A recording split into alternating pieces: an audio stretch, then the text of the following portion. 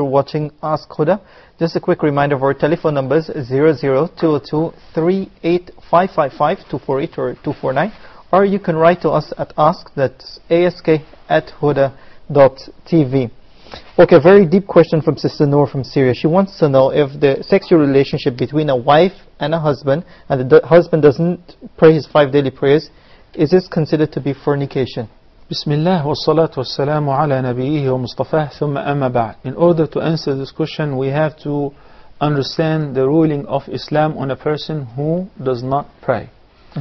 The scholars differentiated between a person who does not pray because he does not believe in the prayer and its importance, and he says, I don't think we should pray 5 times a day, praying is by the heart, etc. So such person is a disbeliever, is not a Muslim. And in this condition, in an Islamic society, the court would separate between this person and his family who are practicing Islam and believe in Islamic articles of faith and pillars of the deen. But what if the person believes in the prayer and he used to pray and he interrupted his prayer and he believes that I should be praying but he is lazy? Such person should be continuously advised until he prays on regular basis. But if he's negligent of the prayer, no matter what we say, then he's insisting on not praying, then it is her right to ask for separation, because she's living with a person who does not respect Allah, nor does he love him. He does not appreciate the rules of Allah subhanahu wa ta'ala. So he belongs to a deen whom he is not working for it. He's not doing his homework. But nobody said that simply if he is not praying, that your relationship would be, together will be illegitimate, and this person or sexual contact will be considered as fornication. That would not be judged before being informed. This person does not pray, does not believe in the prayer, and he is ruled as an apostate or a murtad or a non-believer. So in this condition, this woman would be ordered to separate away from him and to leave him alone.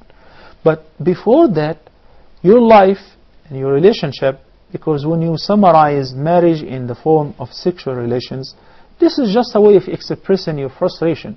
But it is not only about the sexual relations. Let me give you an example. If somebody divorced his wife 3 times, so the 3rd time is irreversible. Yes. This is called ba'in, that she's not allowed to live with him in the same house. But they have a bunch of kids. Is it okay for them to live together in the same house? But when it comes to bed, they don't share bed. They don't have sexual intercourse. Is that okay? Obviously not. So they are still in a state of marriage according to their action or practice, while they should be totally separated. She is a strange woman for him after he divorced her 3 times, the irreversible or irrevocable divorce. So in this condition, that's similar to if the person is judged as a kafir, then it is not permissible for you to stay with him in the same house, whether you're having an intimate relationship or not. So that was your way of expressing your frustration and asking a very specific question. That person has to be confronted with local authorities or your family members, your representative, or the sheikh. Perhaps not confronted, because some people would take it personal, but approach him first with the advice, as Allah subhanahu wa ta'ala said, "Ud'u ila sabili rabbika bil hikmati wal maw'izati al hasana." Then the 3rd stage is al mujadala, wajadilhum billati hiya ahsan. Argue with him with one which is best. Why don't you pray?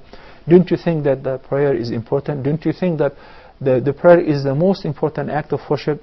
Didn't you think that Allah ordered us to pray and we have to obey Him, etc.? If he says all of that, I don't buy it, then thank you so much, you're out of the picture. You are a kafir, and it's not permissible for this woman to live with him. Wallahu a'lam. Okay, you have Brother Riyad from Qatar. Assalamu alaikum, brother, you're live on Ask Huda. Wa alaikum assalam. Assalamu alaikum.